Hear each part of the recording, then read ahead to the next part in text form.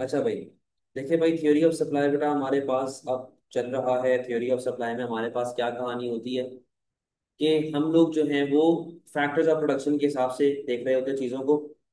बेटा, हमारे पास दो तरह के टाइम पीरियड होते हैं, एक होता है शॉर्ट रन और एक होता है हमारे पास लॉन्ग रन। ये बात आप लोगों को पता है कि शॉर्ट रन के अंदर एक्सेप्ट फॉर लेबर आपके सारे के सारे एफओपीज जो होते हैं वो फिक्स्ड होते हैं। यानी कि लैंड और कैपिटल जो होता है बेटा वो आपका फिक्स्ड होता है। लेकिन लेबर क्या होता है आपके पास वेरिएबल। इसी तरीके से लॉन्ग रन के अंदर बेटा आपके सारे के सारे एफओपीज वेरिएबल हो जाते हैं, क्योंकि आपके पास इनफ रिसोर्सेज होते हैं, आपके पास पैसा बहुत होता है, जिसकी वजह से आप जब चाहें प्रोडक्शन कर सकते हैं। हमारे पास यहाँ पे बेटा एक टर्म आती है जिसका नाम है production function. What is production function? Q is equals to F multiply by K comma L. Sir इसका मतलब क्या है बेटा? Q जो आपका होता है ना, ये होता है आउटपुट। एफ का मतलब होता है फंक्शन, यानी कि वो प्रोसेस जो आप फॉलो कर रहे हैं to produce goods and services. K का मतलब होता है कैपिटल और एल का मतलब होता है लेबर। अब क्योंकि मैं शॉर्ट टर्म प्रोडक्शन फंक्शन की बात कर रहा हूँ, लॉन्ग में भी सेम ही रहता है प्रोडक्शन फंक्शन। बट डिफरेंस क्या है कि शॉर्ट रन के अंदर आपके पास एफओपी जो होते हैं वो कैपिटल जो होता है वो फिक्स्ड होता है और लेबर जो होता है बेटा वो वेरिएबल होता है। ठीक है। अब जरा अगर हम लोग प्रोडक्टिविटी की बात कर लें और हम लोग अगर डायग्राम की यहाँ पे लॉ ऑफ डिमिनिशिंग रिटर्न्स की बात करें या लॉ ऑफ वेरिएबल प्रोपोर्शंस की बात करें, तो यहाँ पे क्या केस चल रहा होता है? टोटल प्रोडक्ट का मतलब क्या होता है बेटा? Total output. क्या मतलब है इसका? Total output. अब आपके पास एवरेज प्रोडक्ट आता है। What is average product? Total product divide by number of labour, तो ये एवरेज प्रोडक्ट आ जाता है। मार्जिनल प्रोडक्ट क्या होता है कि हर एडिशनल वर्कर ने कितना एडिशनल प्रोडक्ट बनाया। जो मार्जिनल मैंने आपको एक टर्म बताई हुई है, एडिशनल। सही है। अब सुनिएगा जरा बेटा, होता यूजुअली क्या है कि जब एक वर्कर हमारे पास काम करने आता है तो उसकी प्रोडक्टिविटी जनरली लो होती है। लेकिन जब मैं एक और वर्कर को हायर करता हूँ, मैं एक और लेबर को लेके आता हूँ, तो पुराना वाला वर्कर जो है वो नए वाले वर्कर को सिखा देता है क्या क्या मिस्टेक्स उसने नहीं करने। तो इससे क्या होता है कि जो नया वर्कर आपके पास होता है ना, उसकी प्रोडक्टिविटी यूजुअली हाई होती है। प्रॉब्लम यहाँ पे क्या आती है? प्रॉब्लम यहाँ पे ये आती है कि अगर आप अपने वेरिएबल फैक्टर ऑफ प्रोडक्शन को बढ़ाते रहते हैं with fix factor of production, उससे बेटा हमारे पास फॉलो होना शुरू हो जाता है लॉ ऑफ वेरिएबल प्रोपोर्शन। एक सेकंड जरा रुकिएगा।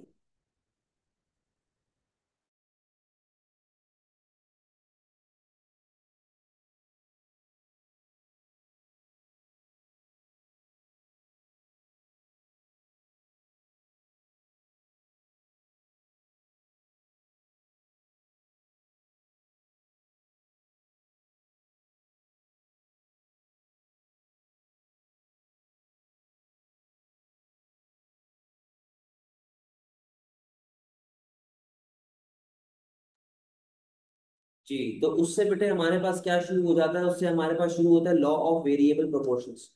सर यहाँ पे मामला क्या चल रहे होते हैं, डायग्राम कैसे बनेगी ये देखो जरा बेटा, इधर आओ।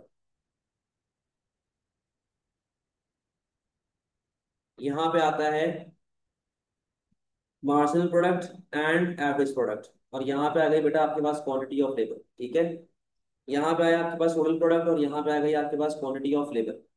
मैंने आपसे क्या कहा था कि जब आप फर्स्ट वर्कर लेके आते हैं तो फर्स्ट वर्कर जो आपका होता है वो यूजुअली इतना ज्यादा हमारे पास जो है ना वो एफिशिएंट नहीं होता। तो लेट से एक वर्कर जो है वो फर्स्ट वर्कर जो है कितना बना रहा है? 50 यूनिट प्रोड्यूस कर रहा है। ठीक है, फर्स्ट वर्कर कितना प्रोड्यूस कर रहा है? 50 यूनिट। जब सेकंड वर्कर आएगा, पुराना वाला वर्कर उसको सारी गलतियां बता देगा, क्या क्या मिस्टेक्स वो कर रहा है। तो सेकंड वाले की प्रोडक्टिविटी यूजुअली उससे उसके मुकाबले में हाई होगी। ठीक है। फिर उसके बाद जैसे जैसे बेटा मैं फिक्स फैक्टर ऑफ प्रोडक्शन के साथ अपने वेरिएबल फैक्टर ऑफ प्रोडक्शन को बढ़ाता रहूंगा, तो मेरे पास ओवरऑल मार्जिनल प्रोडक्टिविटी फॉल होती रहेगी। तो बेटा मार्जिनल प्रोडक्ट का जो डायग्राम है वो ऐसे बनती है आपके पास। ठीक है, वो ऐसे आ रही होती है। ये आ गई आपके पास बेटा एमपी। क्या आ गई ये? एमपी। सही। अब आगे सुनो जरा, एवरेज प्रोडक्ट की बात कर देते हैं।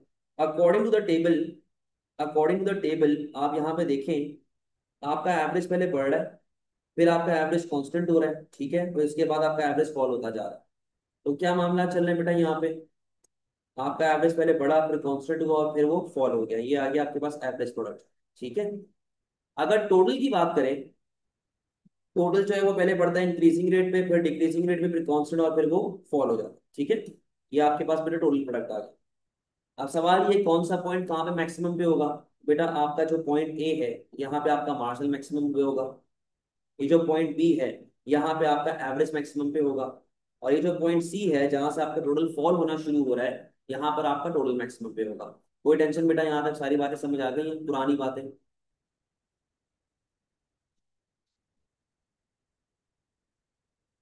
क्लियर है?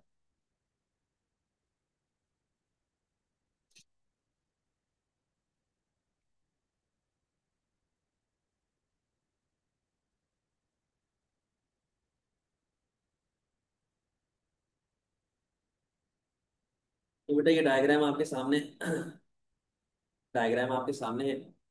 और बताया भाई किस तरीके से आपके पास लॉ ऑफ डिमिनिशिंग रिटर्न्स या फिर लॉ ऑफ वेरिएबल प्रोपोर्शन जो है वो इम्प्लीमेंट हो रहा है। हाँ, किनका? आज का अकाउंट का पेपर? ठीक है, लेकिन उनसे मामला क्लियर करवाओ। ठीक है भाई, तो ये मामला आपके पास चल रहे हैं बेटा। अब शॉर्ट रन कॉस्ट कट्स के ऊपर आ जाए। शॉर्ट रन की कहानी तो मैंने आपको बेटा ऑलरेडी बता दी है कि अपार्ट फ्रॉम वन फैक्टर जो कि वेरिएबल है, बाकी सारे एफओपीज कैसे होंगे बेटा? फिक्स्ड होंगे आप। और लॉन्ग रन में जाके बेटा सारे के सारे आपके पास वेरिएबल हो जाते हैं, क्योंकि आपके पास पैसा आ जाता है। ठीक है, अब आपके पास डिफरेंट तरह की कॉस्ट आ रही होती है। वो डिफरेंट कॉस्ट क्या क्या है आपके पास बेटा? फिक्स कॉस्ट, आपको पता है फिक्स कॉस्ट क्या होती है। एवरेज फिक्स कॉस्ट क्या है कि total fix cost divide by number of output. Variable cost क्या होती है कि एक यूनिट बनाने में कितनी आपको कॉस्ट पड़ रही है, तो वेरिएबल कॉस्ट पर यूनिट होती है। एवरेज वेरिएबल कॉस्ट क्या होती है? Total variable cost divide by output. Marginal cost क्या है? हर एडिशनल यूनिट बनाने की एडिशनल कॉस्ट। टोटल कॉस्ट क्या है? Fix cost plus variable cost. ठीक है, सिंपल सी कहानी। हम लोग ओ लेवल में बेटा चीजों को कैसे पढ़ते थे? ओ लेवल में हम लोग पढ़ते थे कि भाई यहाँ पे आ गई कॉस्ट, यहाँ पे आ गई आपके पास क्वांटिटी। ठीक है, ये आपके पास वेरिएबल कॉस्ट आ रही है, सही है। ये आपके पास फिक्स कॉस्ट आ रही है। जब हम लोग फिक्स और वेरिएबल कॉस्ट को ऐड अप कर देते हैं तो बेटा ये क्या आ जाता है आपके पास? Total cost. ठीक है, लेकिन इस डायग्राम में प्रॉब्लम यहाँ पे क्या है कि हम लोग ये अज्यूम कर रहे हैं कि भाई हर चीज बराबर चल रही है, मतलब कि कभी भी एफिशिएंसी इनएफिशिएंसी को हम लोग कंसिडर कर ही नहीं रहे। बट ए टू के अंदर बेटा हम इन चीजों को कंसिडर करते हैं, क्योंकि आपने अभी पढ़ा लॉ ऑफ वेरिएबल प्रोपोर्शंस। यहाँ पे आ गई कॉस्ट, यहाँ पे आ गई क्वांटिटी। तो बेटा वेरिएबल कॉस्ट जो आपकी होती है वो ऐसे बनती है। ठीक है, ये वेरिएबल कॉस्ट आ गई। फिक्स कॉस्ट कैसे बनती है बेटा? ये आपके पास फिक्स कॉस्ट जो जनरली होती है वैसे फिक्स कॉस्ट आ गई। फिक्स कॉस्ट और वेरिएबल कॉस्ट, तो बेटा ये जो आपके पास है ये क्या बन जाएगा आपके पास? ये बन जाएगा टोटल कॉस्ट। ये क्या बन जाएगा बेटा? टोटल कॉस्ट बन जाएगा, सही है। तो टोटल कॉस्ट और वेरिएबल कॉस्ट के बीच का जो गैप है, वो गैप किस चीज का होगा बेटा? ये गैप आपके पास होगा फिक्स कॉस्ट। किस चीज का गैप है? फिक्स कॉस्ट का गैप। अच्छा, अब सवाल ये कि सर ये ऐसे कर्व शेप क्यों आता है हमारे पास? ये कर्व शेप क्यों आता है बेटा हमारे पास? ये कर्व शेप इसलिए आता है क्योंकि ये एफिशिएंसी और इनएफिशिएंसी को रिप्रेजेंट कर रहा है। अब देखो, इस पोर्शन की अगर मैं बात करूं, इस पोर्शन की अगर मैं बात करूं तो बेटा मेरी जो कॉस्ट है वो तेजी से बढ़ रही है। इसका मतलब क्या है कि मेरी वर्कफोर्स यहाँ पे क्या है? इनएफिशिएंट। इस पोर्शन में बेटा कॉस्ट आपकी बढ़ रही है लेकिन कम रेट पे बढ़ रही है, तो बेटा यहाँ पे मेरा वर्कर क्या हो जाएगा? यहाँ पे मेरा वर्कर हो जाएगा एफिशिएंट। और फिर वापस से बेटा मेरा वर्कर क्या हो चुका है? इनएफिशिएंट। ठीक है, तो इस तरीके से आपको चीजों को लेके चलना होगा और आपको कॉस्ट पर बेटा बताने पड़ेंगे। हम लोग बेटा रिविजन कर रहे हैं पुराना पेपर में, आप लोगों को सैटरडे वाली क्लास में करो, सैटरडे या संडे जो भी होती है। ठीक है भाई। अच्छा, अब जरा बात कर लेते हैं एवरेज के हवाले से, एवरेज कॉस्ट कर्व्स के हवाले से। बेटा ये देखो टेबल आपके सामने बना हुआ है, सही है। अगर मैं एवरेज फिक्स कॉस्ट की बात करूं, देखो फिक्स कॉस्ट तो सेम है ना थ्रू आउट, कुछ भी चल रही है, कितने भी यूनिट प्रोड्यूस कर लें फिक्स कॉस्ट आपकी सेम ही चलेगी। अब देखो 200 divide by 1, average fix cost कितनी आ गई? 200। 200 डिवाइड बाय 2 कितनी हो गई? 100। 200 डिवाइड बाय 3 हो गई कितनी? आप समझ लें कुछ अराउंड 90 कुछ करके कुछ हो गई, सही है। अब देखो कहने का मकसद ये है, कहने का मकसद ये है कि जैसे जैसे आपकी क्वांटिटी बढ़ती रहेगी, एवरेज फिक्स कॉस्ट क्या होती रहेगी बेटा? कम होती रहेगी। तो अगर मैं एवरेज फिक्स कॉस्ट की डायग्राम बनाऊं, AFC, यहाँ पे आ गई क्वांटिटी, तो बेटा वो ऐसे कंटिन्यूसली यूं डाउनवर्ड स्लोपिंग जाती रहेगी। ठीक है, कंटिन्यूसली ऐसे डाउनवर्ड स्लोपिंग जाती रहेगी एवरेज फिक्स कॉस्ट। ठीक है जी, तो आपकी एवरेज फिक्स कॉस्ट जो है ना वो डाउनवर्ड स्लोपिंग कंटिन्यूसली होती रहेगी। अच्छा, अगर मैं बात करूं बेटा आगे फर्दर एवरेज वेरिएबल कॉस्ट की। तो एवरेज वेरिएबल कॉस्ट जो बेटा आपकी होती है ना, वो एक यू शेप कर्व बनता है, एक यू शेप कर्व बनता है। आप यहाँ पे देखो अपने एवरेज वेरिएबल कॉस्ट, आपका एवरेज वेरिएबल कॉस्ट यहाँ तक फॉल हो रहा है और उसके बाद वो बेटा बढ़ना शुरू हो गया। यहाँ तक आपका एवरेज वेरिएबल कॉस्ट फॉल हो रहा है और उसके बाद वो बढ़ना शुरू हो गया। तो एवरेज वेरिएबल कॉस्ट जो होती है ना बेटा, यहाँ पे आ गई कॉस्ट, यहाँ पे आ गई क्वांटिटी, वो ऐसा एक यू शेप बनता है, ठीक है। इसे हम लोग कहेंगे एवरेज वेरिएबल कॉस्ट। अगर मैं एवरेज टोटल कॉस्ट की बात करूं, एटीसी, क्योंकि एवरेज जो नॉर्मल हमारे पास टोटल कॉस्ट होती है वो हमारी वेरिएबल कॉस्ट को फॉलो करती है। तो एटीसी किस तरह बनेगी देखो जरा, यहाँ पे आ गई कॉस्ट, यहाँ पे आ गई क्वांटिटी। बेटा ये आ रही है आपकी एवरेज फिक्स कॉस्ट, ठीक है, एएफसी। और ये आ रही है आपके पास एवरेज वेरिएबल कॉस्ट। तो average variable cost plus average fix cost क्या बन जाता है बेटा, एवरेज टोटल कॉस्ट। तो इन दोनों को जब मैं ऐड कर दूंगा, तो एवरेज टोटल कॉस्ट जो है वो भी मेरा बेटा ऐसे एक यू शेप आ रहा होगा, वो भी ऐसे एक यू शेप आ रहा होगा। अब सवाल ये है कि सर आपने जो पीछे हमें बात बताई है, यहाँ पर तो फिक्स कॉस्ट और वेरिएबल कॉस्ट का डिफरेंस हर जगह पे बराबर चल रहा है। यहाँ पर तो टोटल कॉस्ट और वेरिएबल कॉस्ट का, सॉरी, जो डिफरेंस है वो हर जगह पे बराबर चल रहा है, दैट इज फिक्स कॉस्ट। लेकिन यहाँ पर जो आपका गैप है, वो गैप कम होता जा रहा है। वो गैप बेटा इसलिए कम होता जा रहा है क्योंकि एवरेज टोटल कॉस्ट और एवरेज वेरिएबल कॉस्ट के बीच का जो डिफरेंस है वो क्या है, एवरेज फिक्स कॉस्ट। और एवरेज फिक्स कॉस्ट कंटिन्यूसली क्या होती जा रही है, कम। जब एवरेज फिक्स कॉस्ट कम होती रहेगी तो बेटा गैप भी कम होता रहेगा, ठीक है।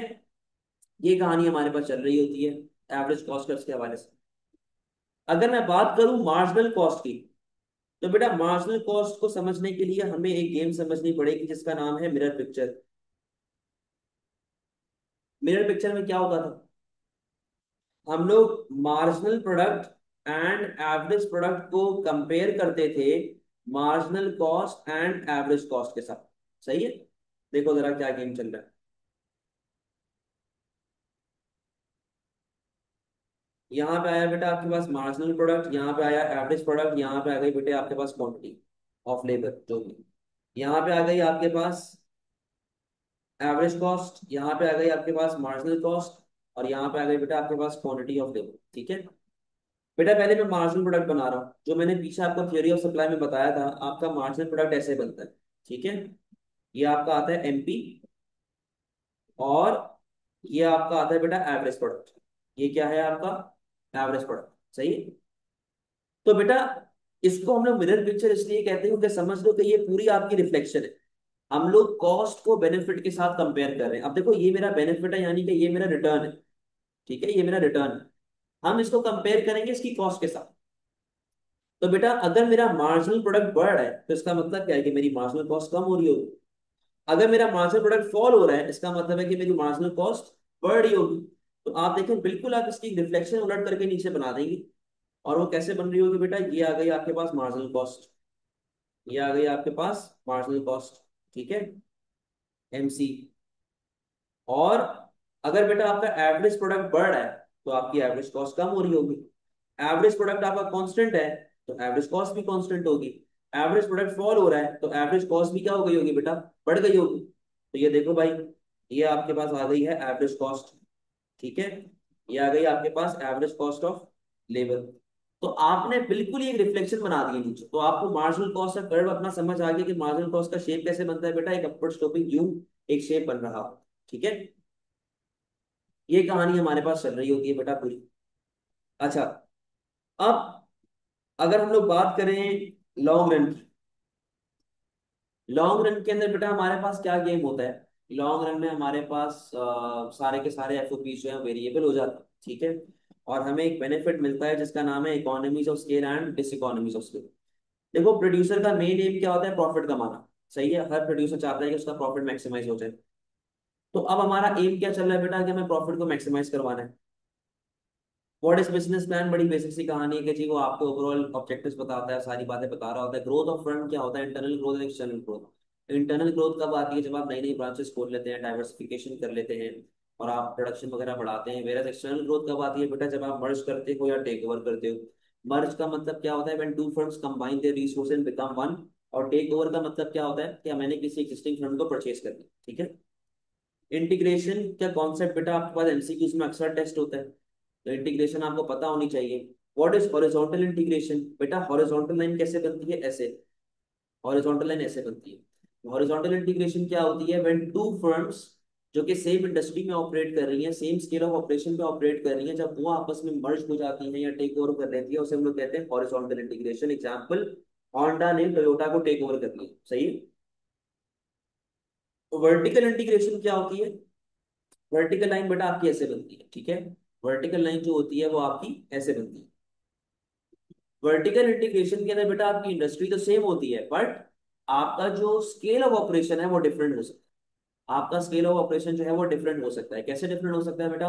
आप जो है वो प्राइमरी, आप जो है वो प्राइमरी से सेकेंडरी में मूव कर सकते हैं या सेकेंडरी से टर्शरी में मूव कर सकते हैं। कहने का मकसद ये कि इंडस्ट्री सेम है, लेकिन या तो आप एक स्टेप आगे जाते हो या तो आप एक स्टेप पीछे आते हो। फॉर एग्जाम्पल, होंडा जो कि सेकेंडरी में बैठा हुआ है, इधर बैठा हुआ सेकेंडरी में, वो एक स्टेप पीछे गया और उसने एक ऐसी कंपनी को टेक ओवर कर दिया जो गाड़ी का स्टील बनाती है। तो बेटा ये क्या कहलाई जाएगी? Backward vertical integration. ये क्या कहलाई जाएगी? ये बैकवर्ड वर्टिकल इंटीग्रेशन। लेकिन लेट से होंडा ने एक शोरूम को टेक ओवर कर दिया। अब शोरूम कहाँ बैठा हुआ है बेटा? शोरूम बैठा हुआ है टर्सरी में। इससे हम लोग क्या कहते हैं? Forward vertical integration. Now what is conglomerate? बेटा कॉन्ग्लोमेरेट का मतलब होता है कि आपकी जो है वो इंडस्ट्री बिल्कुल ही डिफरेंट है। एक न्यूज़पेपर वाले ने एक रेस्टोरेंट को टेक ओवर कर लिया फॉर एग्जाम्पल। अब benefits to growth of firm ये बड़े सिंपल से हैं, और benefits and drawbacks of growth of firm बेटा इसको जरा पढ़ लीजिएगा आप लोग नोट से भी, तो कोई ऐसी मसले वाली बात नहीं।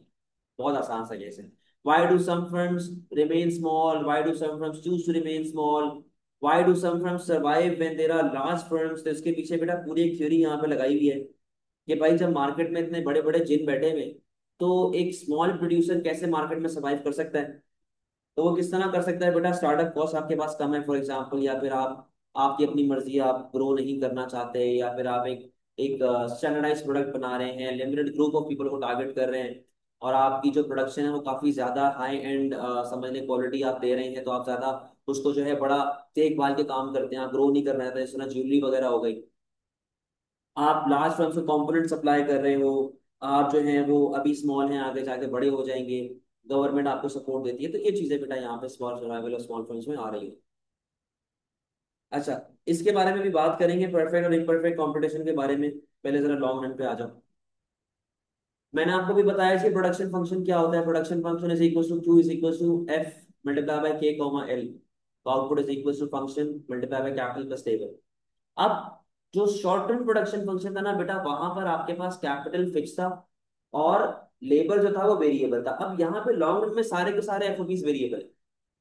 अगर बेटा आपका आउटपुट ज्यादा है, अगर आपका आउटपुट ज्यादा है और आपका इनपुट कम है, आउटपुट ज्यादा है और इनपुट कम है, इसका मतलब क्या है बेटा? कि आपके पास इंक्रीजिंग रिटर्न टू स्केल आ रहा है, आपको रिटर्न ज्यादा मिल रहा है। लेकिन अगर आपके पास इनपुट ज्यादा है और आउटपुट कम है, देखो इनपुट ज्यादा है और आउटपुट 50 का आ रहा है, तो यहाँ पर डिसइकोनॉमिक्स डिक्रीजिंग रिटर्न टू स्केल आ रहा है। Economies and diseconomies of scale बड़े सिंपल सा कॉन्सेप्ट बेटा यहाँ पे आता है। इकोनॉमीज ऑफ स्केल का मतलब होता है कि जैसे जैसे आपका आउटपुट बढ़ता रहेगा, जैसे जैसे आपकी प्रोडक्शन बढ़ती रहेगी, आपकी एवरेज कॉस्ट क्या होती रहेगी बेटा? एवरेज कॉस्ट आपकी कम होती रहेगी, ठीक है। ये कहानी चल रही होगी। अब अगर मैं बात करूं इंटरनल इकोनॉमीज ऑफ स्केल की, तो बेटा इंटरनल इकोनॉमीज ऑफ स्केल में हमारे पास क्या मामला चल रहे होते हैं? इंटरनल इकोनॉमीज ऑफ स्केल के अंदर बेटा आप वो काम करते हैं जिससे आप खुद ऐसे क्या डिसीजन लेते हो जिससे आपकी कॉस्ट कम हो जाए। अब जैसे यहाँ पे लिखा हुआ है बेटा फाइनेंशियल इकोनॉमीज। बेटा फाइनेंशियल इकोनॉमीज क्या है? कि आपको बैंक लोन आसानी से मिल जाता है। परचेसिंग इकोनॉमीज का मतलब है बल्क डिस्काउंट्स आपको मिल रहे हैं। मार्केटिंग इकोनॉमीज का मतलब है कि आप इनोवेटिव मेथड्स यूज कर सकते हो मार्केटिंग वगैरह के लिए। रिस्क बेयरिंग इकोनॉमीज का मतलब क्या है? कि आप डाइवर्सिफिकेशन कर रहे हैं, आप एक से ज्यादा प्रोडक्ट सेल कर रहे हैं, बना रहे हैं। टेक्निकल का मतलब है मशीन्स, मैनेजरियल का मतलब है आप अच्छे स्पेशलिस्ट मैनेजर्स लेके आते हैं। अब एक्सटर्नल इकोनॉमीज ऑफ स्केल का मतलब क्या है? कि दूसरा बंदा ऐसा क्या काम कर रहा है जिससे आपकी एवरेज कॉस्ट कम हो जाए।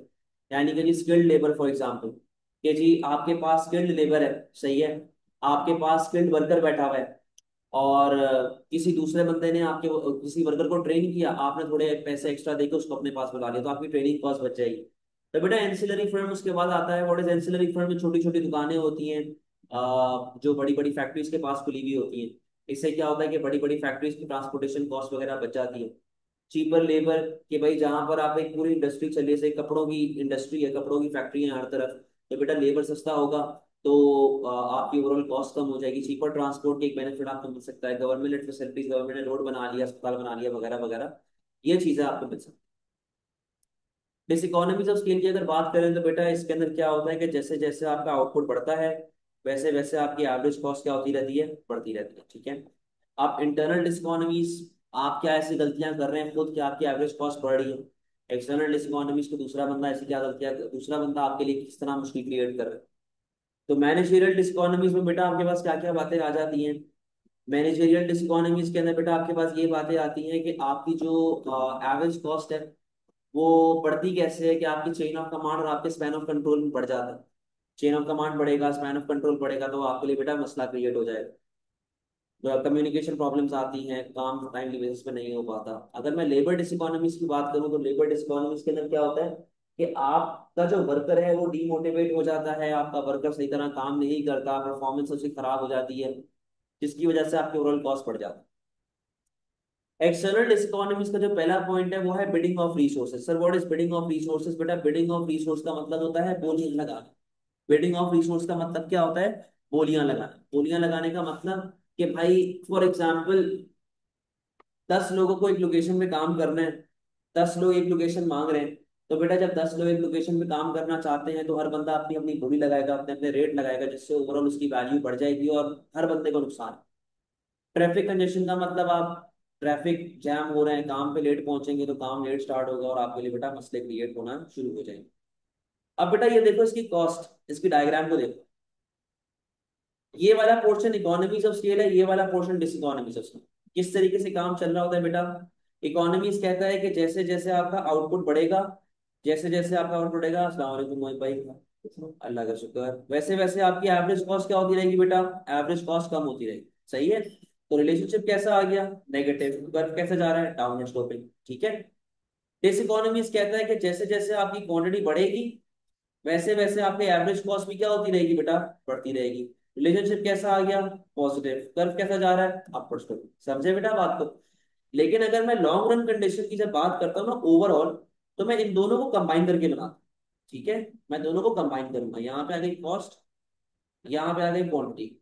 तो बेटा यहां से लेके यहाँ तक इकोनॉमीज और यहाँ से लेके यहाँ तक डिसइकोनॉमीज। सही है। ये आपका बनेगा LRAC, long run average cost. और ये वाला पोर्शन अगर आप लोग देखें तो बेटा ये वाला पोर्शन जो है ये आपका MES पॉइंट होता है। MES पॉइंट का मतलब minimum efficient to scale. Minimum efficient to scale का ये आपका लोएस्ट पॉसिबल पॉइंट है। अब यूजुअली क्या होता है कि आपको इकोनॉमीज ऑफ स्केल किस तरह मिल रहा होता है? जैसे फॉर एग्जांपल मैंने एक मशीन लगाई हुई है, ठीक है, ये मेरी फिलहाल कॉस्ट आ रही है, ये मेरी फिलहाल कॉस्ट आ रही है, इसको मैं कहूंगा SRAC। मैं फिलहाल बेटा इस कॉस्ट पे ऑपरेट कर रहा हूँ और मैं इतनी क्वांटिटी प्रोड्यूस कर रहा हूँ। ठीक है। कॉस्ट C1 और बेटा क्वांटिटी आ गई आपके पास Q1। सही है। मैंने एक नया प्लांट लगा लिया, नई मशीन लगा ली, तो बेटा मेरी एवरेज कॉस्ट जो है वो, मुझे इकोनॉमीज ऑफ स्केल मिला तो एवरेज कॉस्ट कम हो जाएगी। ये आ गया आपके पास SRAC 2। सही है। ये आ रहा है आपके पास इक्विलिब्रियम E2।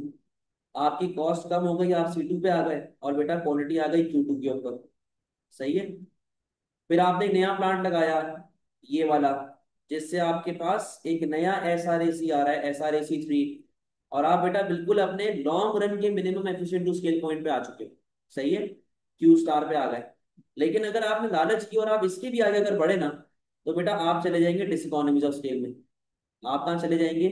आप चले जाएंगे बेटा डिसइकोनॉमीज ऑफ स्केल में, जो है SRAC 4। और अब देखो आपकी कॉस्ट जो है ना वो बढ़ना शुरू हो जाएगी। बेटा कोई मसले वाली बात यहाँ तक समझ गए?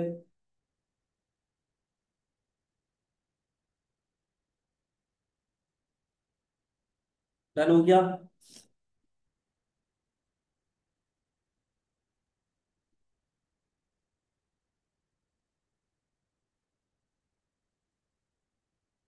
क्लियर है? जल्दी बताओ।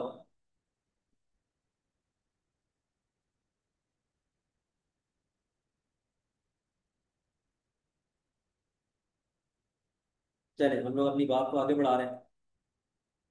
अब मैं बढ़ रहा हूँ आगे मार्केट फेलियर की तरफ। देखो बेटा, मार्केट फेलियर की जनरल बातें तो बड़ी सिंपल सी है, इसमें कोई इतना मुझे टाइम लगाने की जरूरत नहीं है। आपको पता है मार्केट फेलियर कब होती है, जब रिसोर्सेज सही तरह एलोकेट नहीं हो पाती। प्राइवेट बेनिफिट कंज्यूमर का क्या होगा, सेटिस्फैक्शन। प्रोड्यूसर का बेनिफिट क्या होगा, revenue.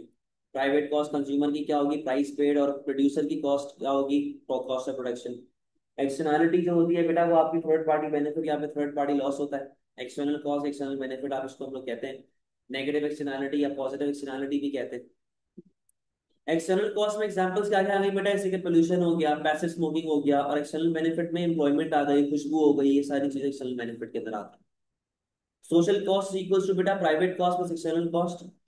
Social benefit is equal to private benefit plus external benefit. ये बेसिक डेफिनेशन होती है, फॉर्मूला होता है। एसिमेट्रिक इन्फॉर्मेशन का मतलब होता है बेटा information failure, disbalance of information. यानी कि एक बंदे के पास इंफॉर्मेशन काफी ज्यादा है और दूसरे बंदे के पास इंफॉर्मेशन काफी कम है। तो जिस बंदे के पास इंफॉर्मेशन ज्यादा है वो दूसरे बंदे को आसानी से एक्सप्लॉइट कर सकता है। ठीक है, ये this is asymmetric information. Type of good क्या क्या होता है बेटा, पहले पब्लिक गुड की बात कर लेते हैं।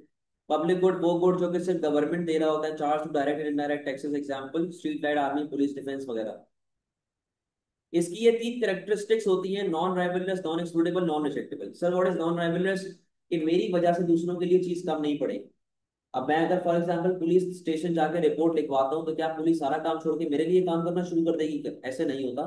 तो यहाँ पे नॉन राइवलरस बिहेवियर आता है, यानी कि मेरी वजह से दूसरों के लिए चीज कम नहीं पड़ेगी।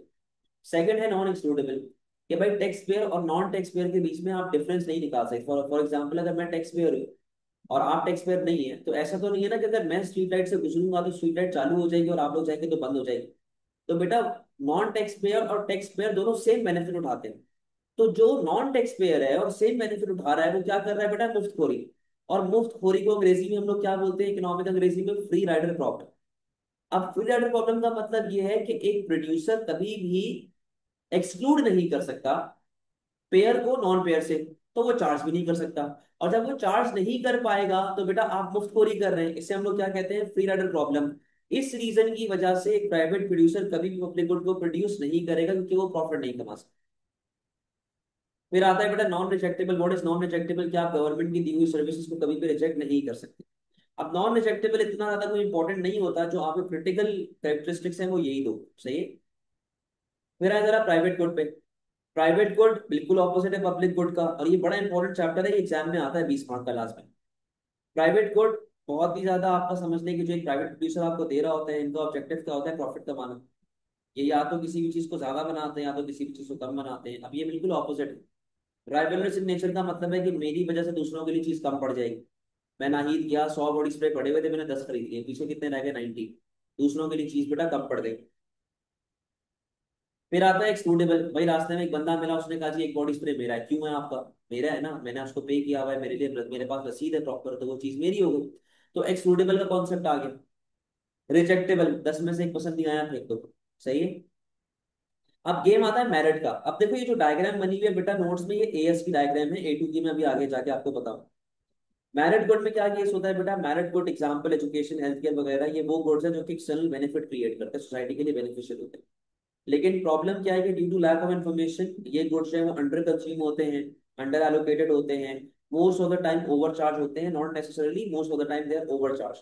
और ये गुड्स क्या होते हैं बेटा, अंडर प्रोड्यूस्ड। सही है। Benefit to society is greater than benefit to individual, इसका क्या मतलब है?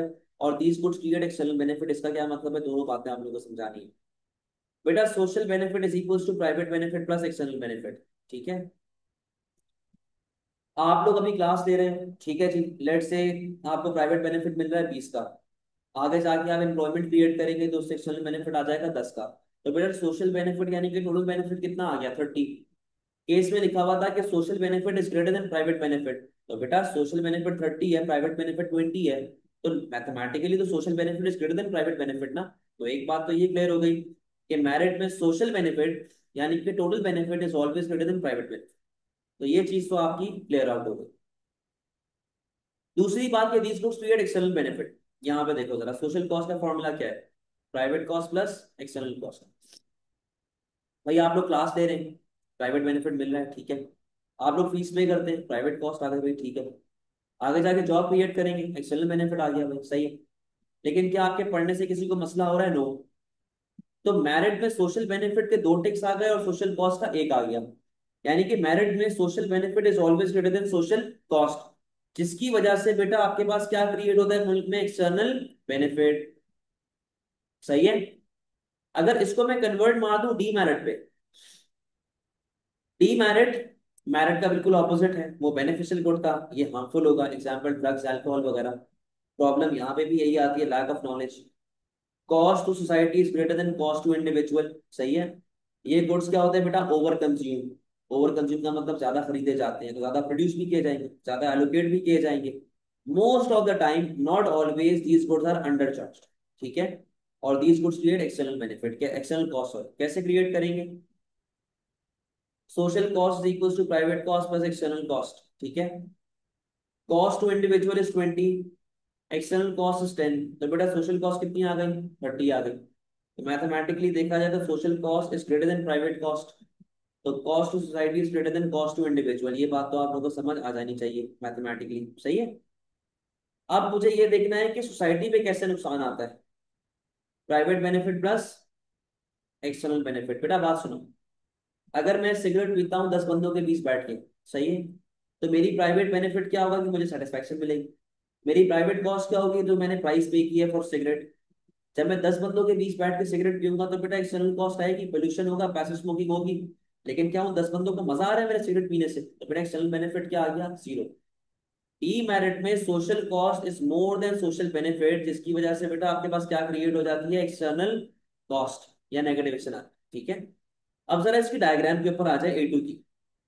ए टू की डायग्राम पे देखो जरा बेटा, ये देखो एक टर्म है जिसका नाम है marginal social benefit. What is marginal social benefit, जो भी आप गुड कंज्यूम करते हैं, जो भी आप चीज बना रहे हैं, उससे आपको कितना बेनिफिट मिल रहा है। इसको आप लिंक करते हैं बेटा law of diminishing marginal utility के साथ। आपको एक चीज समझाई भी है कि जैसे जैसे आपकी क्वांटिटी बढ़ती है, वैसे वैसे यूटिलिटी क्या होती रहती है आपकी, वैसे वैसे यूटिलिटी बेटा कम होती रहती है। तो आपका बेनिफिट भी क्या होता रहेगा, आपका बेनिफिट भी कम होता रहेगा। तो मार्जिनल सोशल बेनिफिट का कर्व कैसे बनता है बेटा, डाउनवर्ड। मार्जिनल सोशल बेनिफिट का कर्व कैसा बनता है बेटा, डाउनवर्ड स्लोपिंग कर्व बन रहा होता है। जब वो डाउनवर्ड स्लोपिंग कर्व बन रहा है, यानी कि एक तरीके से ये डिमांड के साथ लिंक हो रहा है। लेकिन अगर मैं मार्जिनल सोशल कॉस्ट की बात करूं, तो बेटा इसको हम लिंक करते हैं मार्जिनल कॉस्ट के साथ। भाई मैं जितना भी प्रोडक्शन करता रहा, मैं जितना भी प्रोडक्ट जो है वो प्रोड्यूस करता रहूं, भले वो बिके ना बिके, भले वो सोसाइटी को फायदा दे रहा है कि नुकसान दे रहा है, जब वो प्रोडक्ट बन गया तो उसको बनाने में कॉस्ट तो लग रही है ना, आपकी खर्चा तो लग रहा है।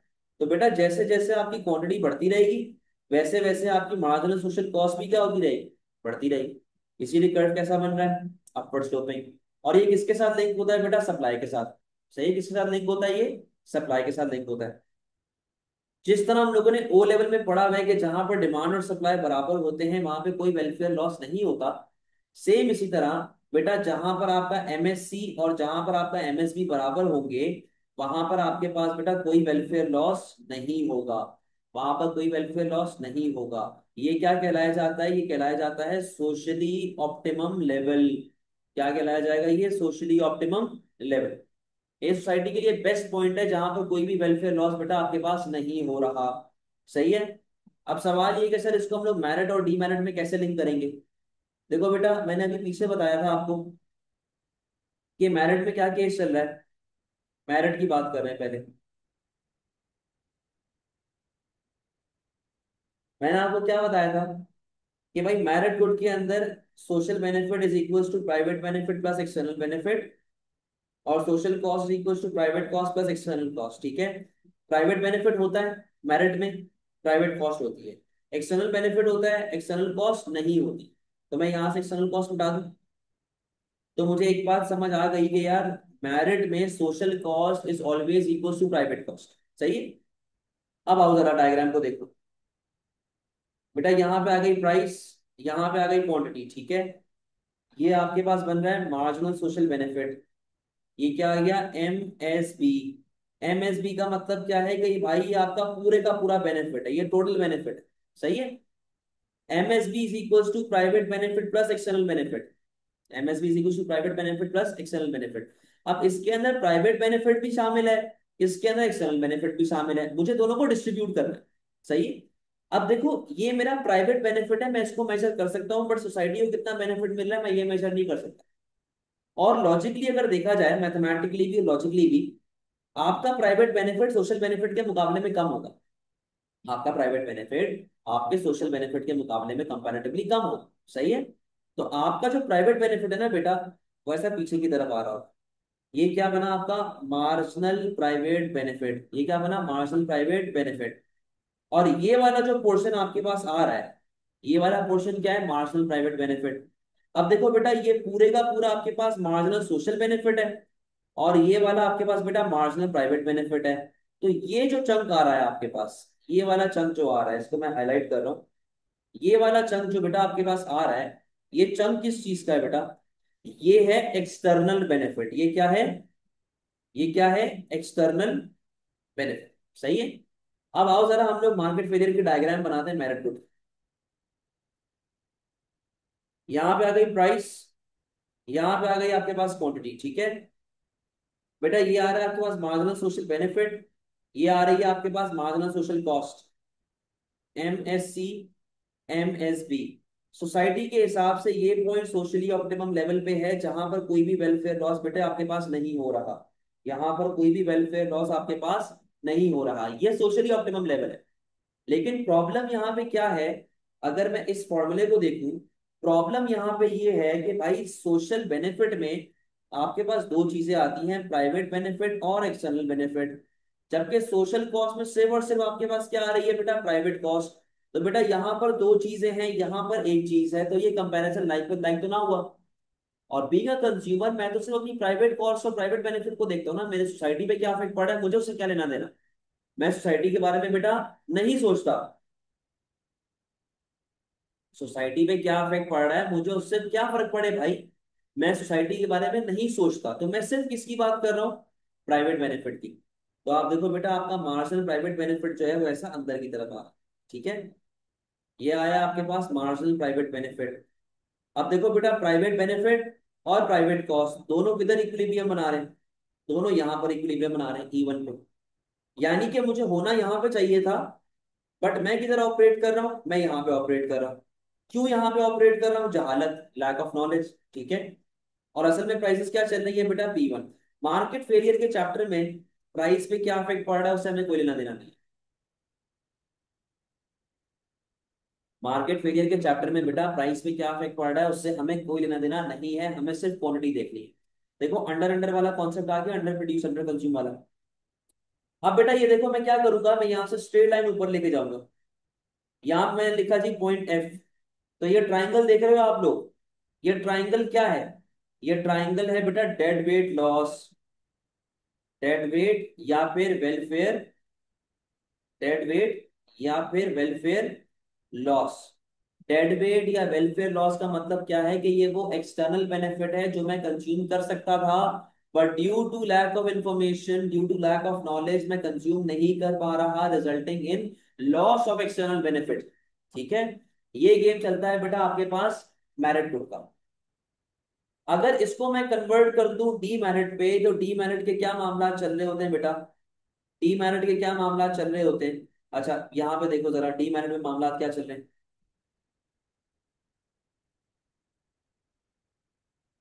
डी मेरिट, वैसे डी मेरिट के क्या मामला थे भाई? इधर आती है प्राइस, यहाँ पे आती है आपके पास क्वांटिटी, ये आपका MSB आ गया, ये आपका MSC आ गया। सही है। MSC, MSB आपको यहाँ पे होना चाहिए था, क्वांटिटी Q और प्राइस भी सही है, यहाँ पे होना चाहिए था ना आपको। लेकिन due to lack of knowledge these goods are over consumed, over produced, over allocated. तो आप किधर ऑपरेट कर रहे हैं बेटा? आप आगे ऑपरेट कर रहे हैं। ठीक है, आप ऑपरेट कर रहे हैं Q1 पे, तो इसको अगर मैं पॉइंट A करूँ, इसको मैं पॉइंट B करूँ, तो बेटा ये क्या बन जाएगा मेरे पास वापस से? Dead weight loss, dead weight या फिर वेलफेयर लॉस। सही है। और मैंने आपको पीछे बताया था कि डीमेरिट में social cost is greater then social benefit. बेटा सोशल कॉस्ट ये रही, सोशल बेनिफिट ये रहा। कॉस्ट ज्यादा है, बेनिफिट कम है। ठीक है, आगे सुनो जरा क्या गेम चल रहा है बेटा। मैंने आपको डी मेरिट में एक और बात बताई थी, social cost is equal to private cost plus external cost. Social benefit is equal to private benefit plus external benefit. ठीक है। गेम यहाँ पे किधर है, क्या चल रहा है कि मैंने 10 लोगों के बीच में सिगरेट चला के बैठ गया, तो बेटा मेरी प्राइवेट कॉस्ट पड़ी सिगरेट खरीदने की, ठीक है। मुझे सेटिस्फेक्शन मिल रही है, ठीक है। पैसिव स्मोकिंग होगी, सही है भाई। लेकिन क्या मेरे सिगरेट पीने से किसी को फायदा होगा? नो। तो डीमेरिट में your social benefit is equals to private benefit only. सही है। अब जरा हम लोग बात कर लेते हैं मार्जिनल सोशल कॉस्ट की। यहाँ पे आ गई प्राइस, यहाँ पे आ गई आपके पास क्वांटिटी, ठीक है। बेटा ये आ रही है आपके पास मार्जिनल सोशल कॉस्ट, ये आ रही है आपके पास मार्जिनल सोशल कॉस्ट। तो बेटा ये आपके पास पूरे का पूरा पोर्शन क्या है, मार्जिनल सोशल कॉस्ट। पूरे का पूरा मार्जिनल सोशल कॉस्ट। अब इस सोशल कॉस्ट में बेटा दो एलिमेंट्स हैं। इस सोशल कॉस्ट में दो एलिमेंट है, प्राइवेट कॉस्ट और एक्सटर्नल कॉस्ट। मुझे दोनों को अलग करना है। और अगर मैथमेटिकली देखा जाए तो प्राइवेट कॉस्ट कम होगी, सोशल कॉस्ट ज्यादा होगी। तो बेटा जब ये पूरे का पूरा पोर्शन सोशल कॉस्ट है, इसका एक चंक होगा जो क्या होगी बेटा, प्राइवेट कॉस्ट। जो क्या होगी, प्राइवेट कॉस्ट होगी, ठीक है। ये हो गई आपके पास मार्जिनल प्राइवेट कॉस्ट, सही है। ये हो गई आपके पास मार्जिनल प्राइवेट कॉस्ट। तो बेटा ये जो हाईलाइटेड पोर्शन आ रहा है, ये हाईलाइटेड पोर्शन जो रिमेनिंग पोर्शन बच गया, ये क्या है, ये है आपका एक्सटर्नल कॉस्ट। सही।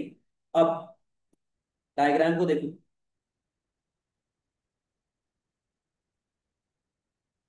इधर आ गई है प्राइस, यहाँ पे आ गई आपके पास क्वांटिटी, ठीक है। ये आ रही है एमएसबी, सही है। ये आ रही है आपके पास एमएससी, ये आ रही है आपके पास एमएसबी, ठीक है। इक्विलिब्रियम लेवल ई, क्वांटिटी क्यू और प्राइसेस पी, सही है। अब देखो मुझे ऑपरेट करना चाहिए था क्यू पे, but due to lack of information बेटा मैं डीमैरिट गुड ज्यादा कंज्यूम करता हूँ, ज्यादा खरीद रहा हूँ, ज्यादा उनको तरफ आगे बोरा होता हूँ। लेकिन अगर मैं और भी डिटेल में जाऊं तो बेटा सोशल कॉस्ट में दो चीजें आ रही हैं, प्राइवेट कॉस्ट और एक्सटर्नल कॉस्ट। सोशल बेनिफिट में सिर्फ और सिर्फ क्या चीज आ रही है, प्राइवेट बेनिफिट, ठीक है। तो बेटा कंपैरिजन लाइक विद लाइक तो नहीं हुआ, लाइक विद लाइक कंपैरिजन तो नहीं हुआ। तो बेटा मुझे प्राइवेट प्राइवेट को कंपेयर करना है, जो ये आ गई मेरे पास मार्जिनल प्राइवेट कॉस्ट, ठीक है। प्राइवेट और प्राइवेट यहाँ पे इक्विलिब्रियम बना रहे हैं E1 पे, ये प्राइसेस चल रही हैं, ये क्वांटिटी आ रही है। अगेन मार्केट फेलियर में बेटा प्राइसेस पे क्या इफेक्ट पड़ रहा है, मुझे उससे कोई फर्क पड़ता ही नहीं है, मुझे देखनी है क्वांटिटी। सही है, मुझे क्या देखनी है, क्वांटिटी। और आपकी क्वांटिटी जो है बेटा वो ऊपर की तरफ जा रही है, आपकी क्वांटिटी जो है वो ऊपर की तरफ जा रही है। देखो ये ट्राइंगल आ गया आपके पास डेड वेट लॉस का, और सेम ट्राइंगल यहाँ पर भी तो आ रहा था डेड वेट लॉस का, समझे। तो इस तरीके से बेटा आपके पास जो डीमेरिट है वो लिंक हो रहा होगा।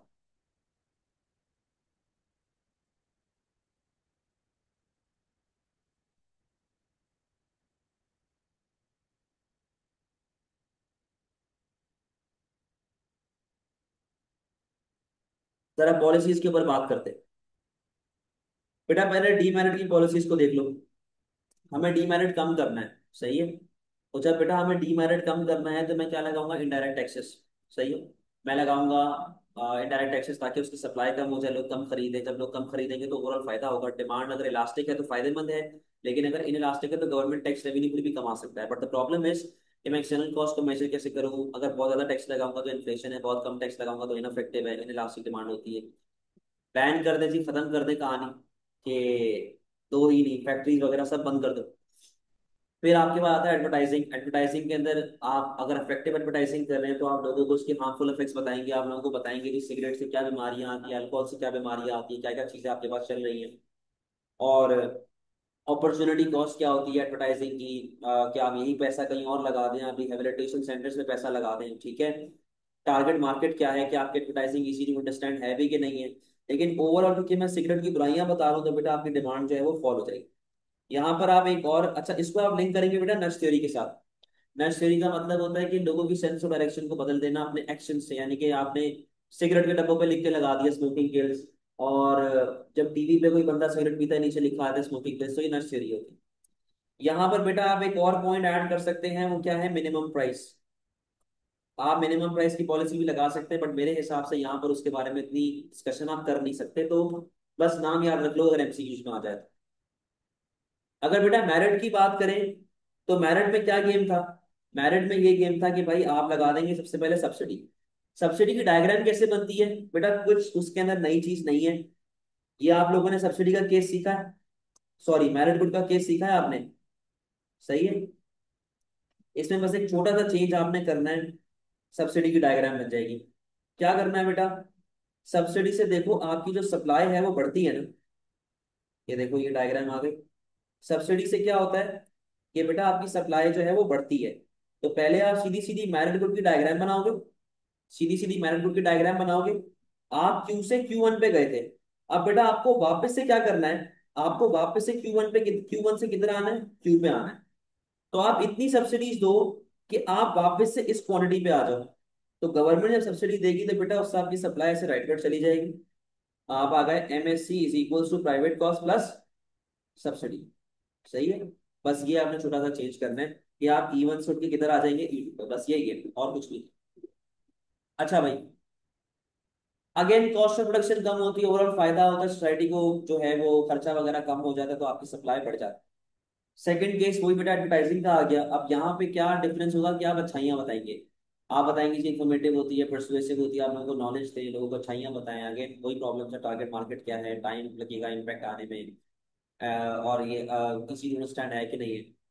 स्टेट प्रोविजन का मतलब है कि गवर्नमेंट ने कहा कि जी अच्छा ये जो डायग्राम है ना, ये एडवर्टाइजिंग की डायग्राम है कि डिमांड आपकी बढ़ जाती है।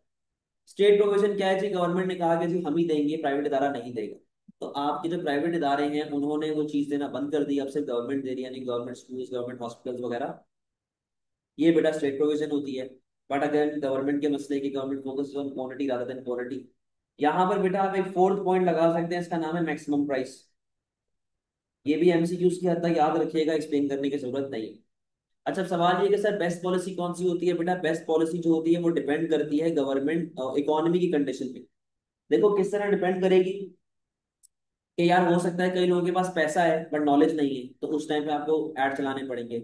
आपके पास नॉलेज है बट पैसा नहीं है, तो उस टाइम पे आपको सब्सिडीज देनी पड़ेगी, कॉस्ट वगैरह कम करनी पड़ेगी। इस तरीके से बेटा आपके मामला चल रहे होते हैं और इस तरीके से जो आपका गेम है वो सुधरता है।